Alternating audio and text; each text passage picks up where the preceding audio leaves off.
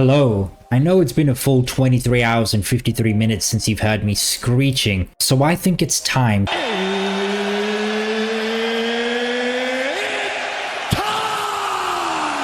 to give you a quick recap before we get down to business. Wall Street's biggest bear, Kellanova, is unemployed and now on Twitter trying to feel good about himself. The entire consumer discretionary space is a complete dumpster fire except for Tesla, Amazon, and Chipotle, and even some of them are holding on by a thread. Starbucks replaced their Indian CEO with a white guy, proving the age of outsourcing might actually almost be over. Big tech has gained 9% in a week, the Nasdaq 100 is out of correction territory, and House of the Dragon Season 2 is the most underwhelming thing of 2024, and I'm a PayPal investor. Oh yeah, and the bulls are taking laps on a Goldilocks PPI print.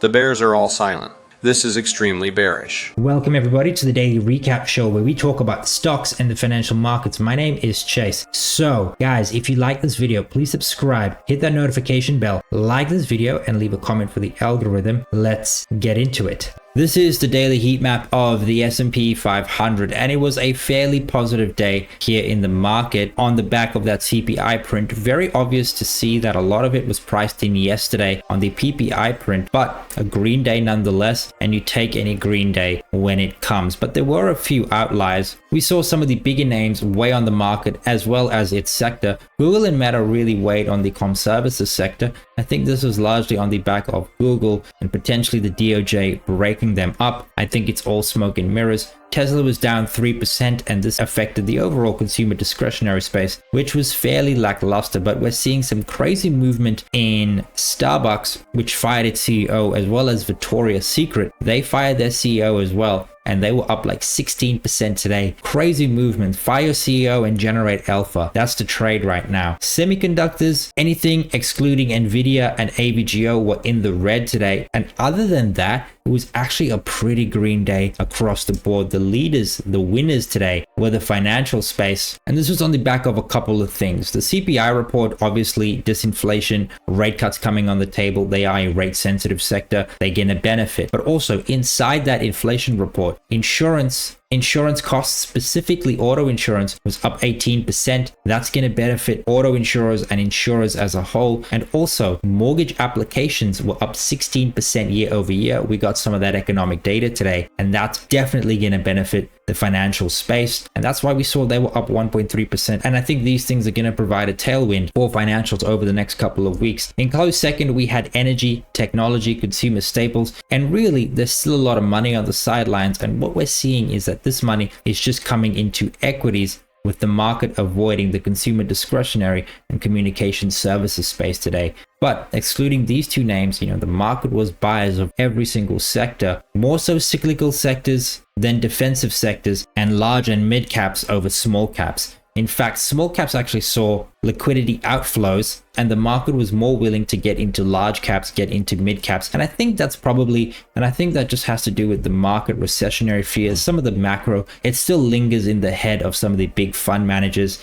and they would rather have their money in lower beta, higher quality names. And that's why we saw large size do the best today, with large value outperforming the entire market. Stuff like financials you'll find in this space right here. And across the globe, we also saw quite an upbeat rally. Now, I know Asia looks like a bit of a dumpster fire right here, but in terms of market cap, it's not that big. And the geographies that do contribute a lot to the global markets really did rally. We're looking at stuff like Europe, like South America, like North America as well. They were all green, a fairly upbeat day across the globe. We saw Australia in the green as well. And the best performing geography was actually New Zealand. And that's because their central bank actually cut rates by 25 basis points. So they're officially in a cutting cycle. Parts of Europe are in a cutting cycle. Canada is in a cutting cycle. And I think the US is going to enter a cutting cycle in September, along with Australia a little bit later on in the year. And this cutting cycle all stems from inflation. Inflation is coming down, particularly in the US. What really put a fire under stocks this week was the PPI and the CPI data today. We actually got fairly upbeat data in the CPI print. Now, the month-over-month figures came in line. The expectation was 0.2. We got 0.2 in both the headline and the core. The year-over-year figures is where things got juicy. Core year-over-year was 3.2%, both the expectation and the reported figure. It's just the the headline year-over-year figure, the expectation was 3%, we got 2.9%. The market looks at this as a positive, then you call this a cool inflation print, and that's why we saw the rally we did today. However, a lot was priced in after yesterday, especially when the Nasdaq rallies like 2.6%, the S&P 500 up 1.6%, and I think the market said, hey, if PPI is cool, CPI is very likely going to come in cool. And markets reacted very positively to the CPI data. The S&P 500 was up 0.38%. The Nasdaq 100 was pretty much flat on the day, but we can actually see some fairly upbeat price action here in the after hours. RSP, the equal weight, was up 0.21% on the day, one of the best performing asset classes right here, although the S&P 500 still outperformed it. Mid caps were pretty much flat too, and the real losers was small caps. S&P 600 down nearly 0.5%, same with the IWM, and there was a few factors that contributed to that. The first was actually the 2-year yield. The 2-year yield actually did rise, and at one point it was up above the 4% region, now sitting at the 3.96%, and the 10-year yield was fairly subdued. It was only down 0.21%. So the rise in the 2-year, the fall in the 10-year resulted in rates being a little bit stronger for the IWM for smaller caps. Small caps need lower rates because they have a lot of floating rate debt. We also saw large caps did benefit from a weaker dollar, and small cap stocks just don't get that tailwind from a weaker dollar. Gold and silver, commodities as a whole, still not performing the way they should. Gold was down 0.77% today. Silver was down 1.17%, and then crude fell 1.5% as well. A fairly positive day of trade in equities, but fairly mixed when you look at stuff like yields, the dollar, commodities, and bonds, which were up 0.63%, the 20-year Treasury, and the aggregate bond index was up 0.18%. So a fairly upbeat day in bonds on the back of yields falling. But let's look at the S&P 500 very quickly.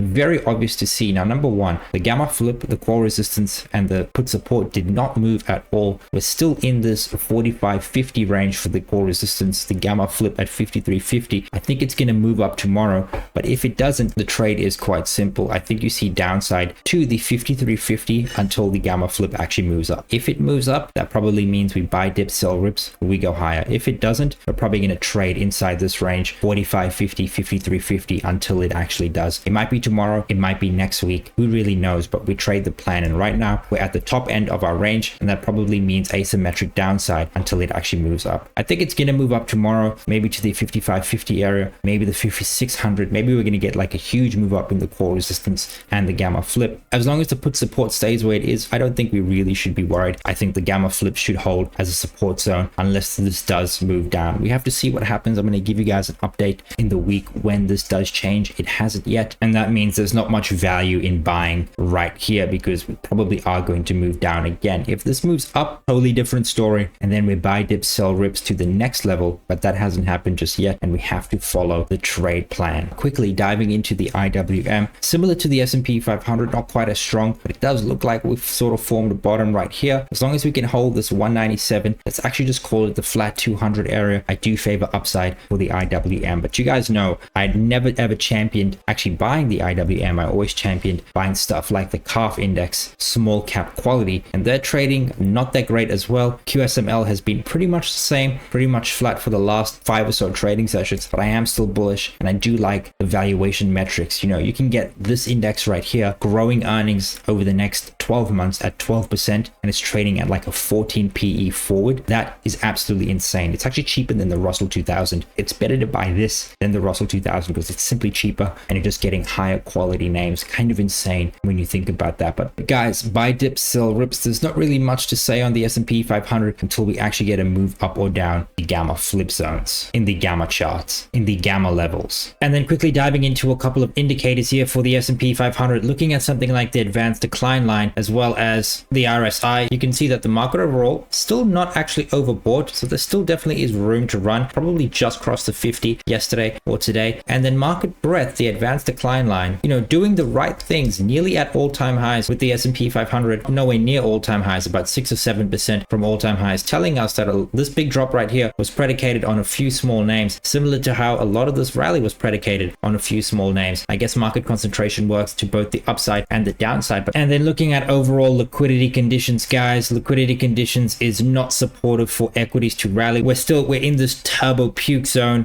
Really, you want to be above the bid zone or not where we are right now. You can see that Europe is sort of making a comeback, moving its way up, but liquidity now is a net negative for equity. So to see the rally we're seeing, there's definitely some supportive buying happening under the hood, but this should change, especially as we exit August, September and go into rate cut territory. And looking at sentiment, CNN's Fear and Greed Index, borderline between fear and extreme fear. Very interesting dynamic. We saw this move pretty much from the neutral zone a month ago, right about here. In fact, it was actually in the greed zone as well. We saw this shoot all the way to the extreme fear zone on the back of the pullback we saw in the global markets. However, this is starting to make a recovery. And at the end of the day, fear is simply opportunity. Had you have bought CNN's Fear and Greed Index below the 40 line, and when it crosses above the 40 line, the average annual return that you get is about 16.2%, and it's high as 66% of the time. And so you always want to buy the fear because the returns tend to be really good. And when things like this happen right here, I'm not talking about the rally, I'm talking about the sell-off. When we get major sell-offs like this, you want to take a step back, breathe, and look at the fundamentals and ask yourself, has anything changed? And during this entire process, the fundamental picture simply did not change. Earnings as well as earnings revisions remained robust, and in fact from the 30th of June we actually saw up revisions in these big names: Meta, Nvidia, Apple, Google, Amazon. We actually saw only a 1% down revision in the equal weight as well as Microsoft. All in all, the company's growing earnings actually saw their earnings revised to the upside. The fundamental picture is not actually broken. In fact, it got ever so slightly better. Rate cuts are coming. We know this. Goldman Sachs forecasts significant policy rate decisions in most economies over the next 12 months. And you can see they're all cuts except for Japan. And we also know that rate cuts are coming to normalize policy because the yield curve is inverted. A normal yield curve looks something like that. Our yield curve right now looks like it's going through a midlife crisis. And so the rate cuts aren't here because of recession fears, actually here to normalize policy and bring down real rates. And when rate cuts are done to normalize policy where there's no recession, stocks tend to do very, very well. We see outsized returns 1 year later, upward of 10 to 15%. But when we do see a recession, we can actually see declines of up to 20%, 200 to 250 days later. And we do know that growth is tracking very strong for the third quarter at 2.9%. And we also know that growth for 2025 among the consensus is looking at the lower end of 2.4%.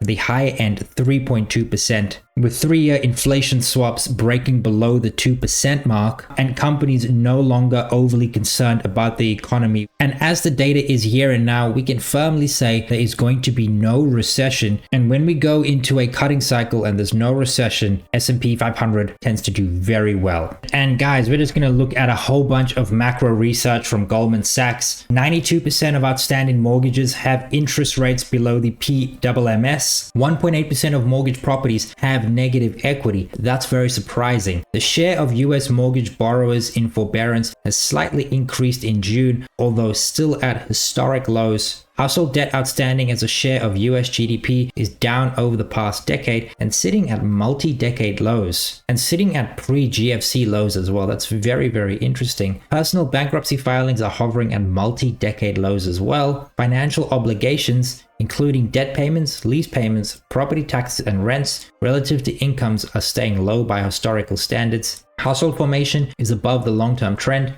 and we expect the aggregate 30-day mortgage delinquency rate will rise to 3.8% by 2025 versus 3.2% today. So more mortgage defaults or delinquencies on the way according to Goldman Sachs. However, the rate of permanent layoffs remains low in the US. That's bullish, especially in a consumer-driven economy. And then data in the week ahead, guys. So the two big data points are past us, but we do have retail sales year on Thursday. We also have jobless claims tomorrow, the Empire State Manufacturing Survey, and then industrial production. But if you've made it up until here, thank you so much for watching. If you like this video, guys, please subscribe, hit that notification bell, like this video, and leave a comment for the algorithm. Cheers.